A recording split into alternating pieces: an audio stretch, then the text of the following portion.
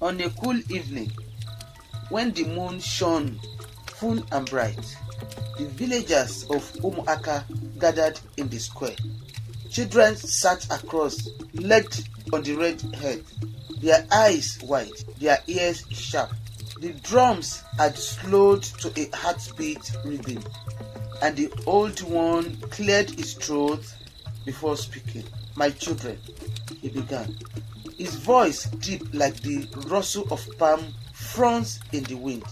"Tonight, I will tell you a story of how pride can blind a man, and how patience and humility can lift even the poorest soul." The fire cracked and the tale began. There once lived a poor farmer named Obi.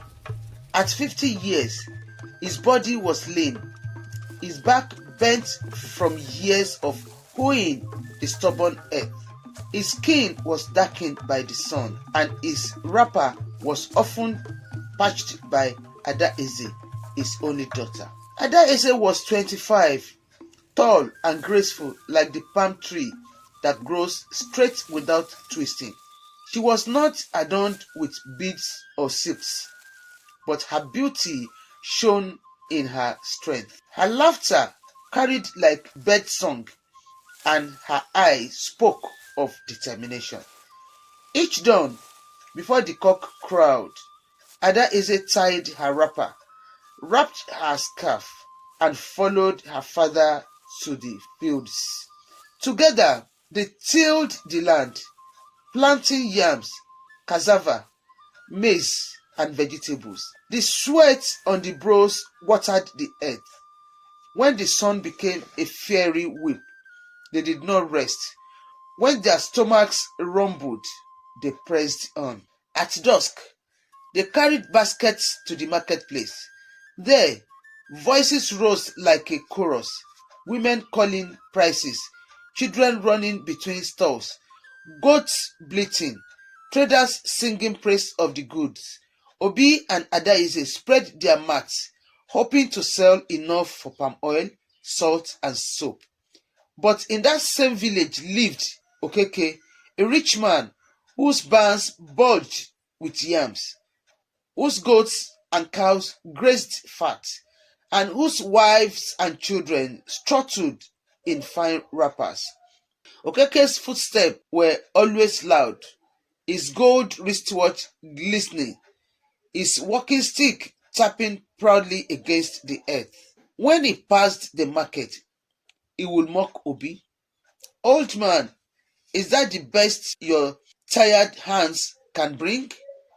My servants harvest more in a day than you do in a season." And to Adaeze, he sneered, "You waste your own poor soil. Come serve in my household, and you will know the taste of true wealth." His laughter rang like a cruel gong. Worse still, he lowered his prices just to chase buyers from Obi's mat. Many times, father and daughter went home with heavy baskets and light stomachs. But Obi never cursed, and Adaeze never wept. Instead, they greeted neighbors warmly, shared little gifts, and never cheated in their trade. Slowly, the people noticed, as the elders say, "Eziaha ka ego." A good name is greater than wealth.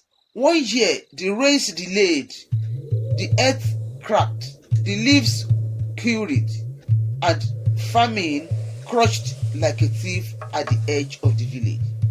Okeke boasted in the market, "Let hunger come if it dares.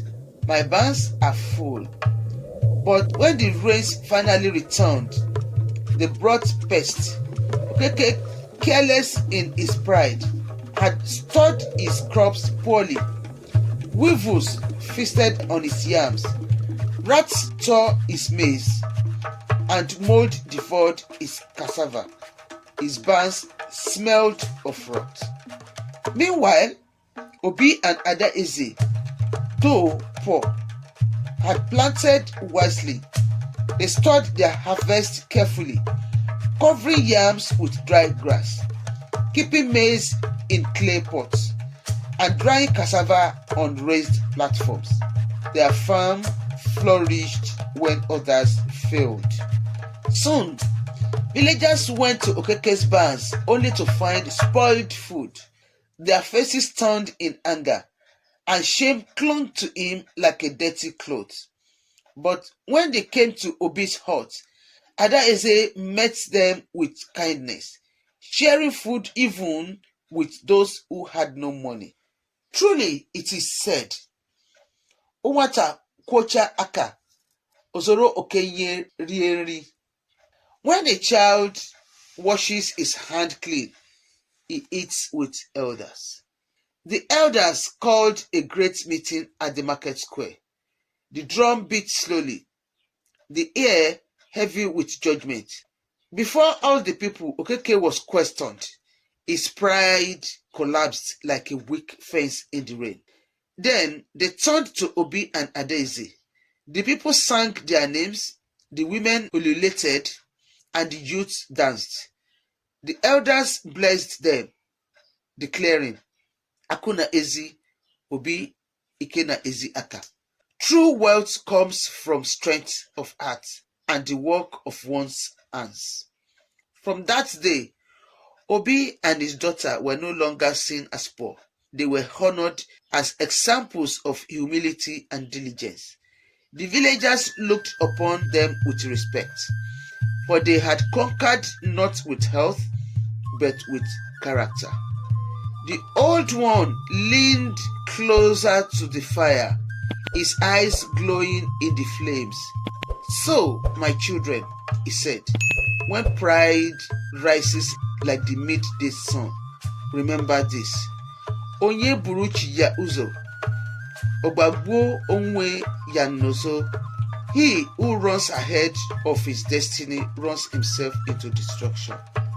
Humility may walk slowly, but it reaches the market before pride arrives.